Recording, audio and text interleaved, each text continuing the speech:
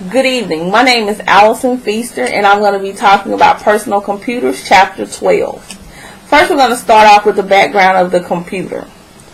In the 1800s, the U.S. Census Bureau needed a way to calculate people, and it was really hard for them to be able to calculate without having, some form of a calculator or a computer. This is when Mr. Herman Hollerith came in with the mechanical counting device. The mechanical counting device actually showed how many people were going onto a train, how many people were staying in a household. It really helped with calculating. When we say computer, we know that this is a desktop, a laptop, a tablet, even a watch these days. But when in the 18 and 1900s, when they said computer, they actually were speaking of people that solve problems, math problems, like mathematicians.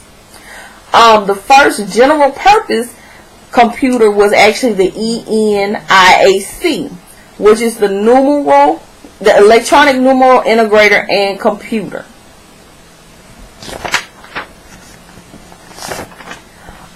On the next slide, we're going to talk about hardware, operating systems, and software. The hardware, when you talk about the hardware, you're talking about the motherboard, the RAM, the CPU, the hard drive. These are parts that bring into the tower of the computer that actually helps the computer run. When you say the operating systems can be Windows 7, Windows XP, Windows 8, Linux, even iOS, which is the iPhone operating system. When you talk about software, you're saying Android, the cloud, the Google Play, iTunes. If you continue on in your slide, we're going to talk about computers and how IBM in 1975 had the first marketable computer, which is the MITS Altair 8800, which was $600. $600 was a lot in 1975, you all. That's about $2,600, if I'm not mistaken, as I read in my book, $2,600 in 2015.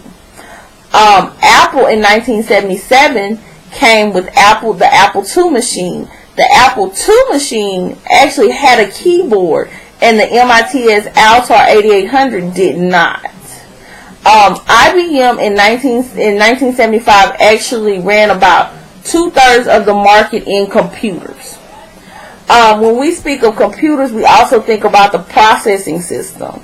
You always hear them say Intel Pentium processing or MS-DOS, which Apple uses. These and Microsoft. Microsoft has their own operating system also. When you think about an operating system, this is the system that actually helps the computer run. It helps it when it shuts off. It's able to calculate the data in order to, when you turn it back on, it'll come right back up with where you were. In the next slide, we're going to talk about the computers in the household.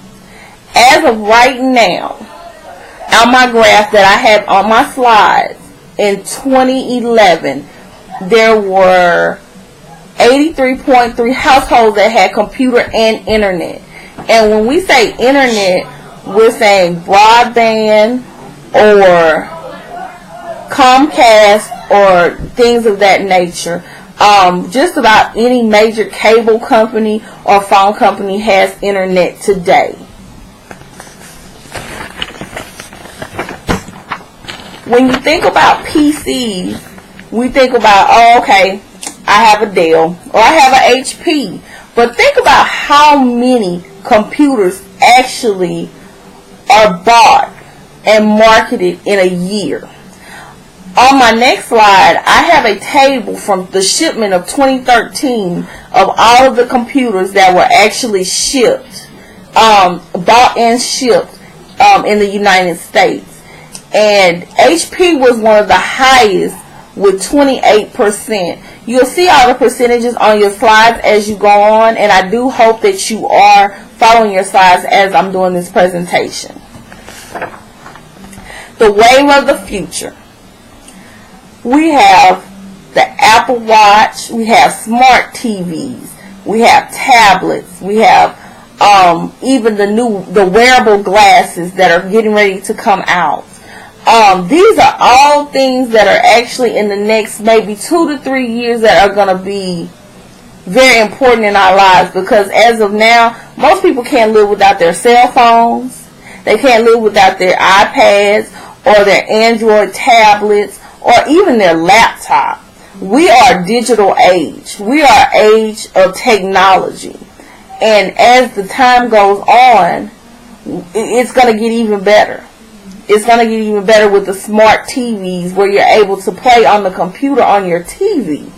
I mean, that's like Back to the Future. You know how you see it in Back to the Future where he was able to turn the background or be able to get on a computer. That's where we're going. That's where we're going in this time. My question to you is, and I have 3 discussion questions. The first one is, based on the information in the chapter, what is the next move for personal computers? Will they become non-existent, or will tablets and wearable cameras take over all of desktops and be reinvented over and overcome the decline of computers? Because as of right now, desktops are almost extinct. And I'm going to say extinct because more people are using tablets. Tablets are one of the highest marketable systems that are being used now. My second question is, which system do you prefer, Apple or Android? And I want you to explain to me, what do you like better, Apple or Android? And what is better on Apple than on Android, and vice versa? I'm an Android person. I never could get into Apple. Don't know why. Just can't. It's just a little bit easier for me, but that's just my opinion. So I want to know your opinion on that, and please elaborate and let me know. Based on your on the third question, based on your vision and the transformation of the computer, what would be the next trend of the ever-changing computer? What do you think in the next 5 years? Where do you think we're gonna go in computers with reading this chapter? And I know you all probably are tech savvy also, but tell me, where do you think computers are gonna go? I appreciate you listening to me. I hope you have a happy Thanksgiving and a happy holiday, but I know I'll probably be discussing with y'all a little bit more during the in the next couple of weeks. But I thank you for listening, and I hope you've learned something from this presentation. And have a good night.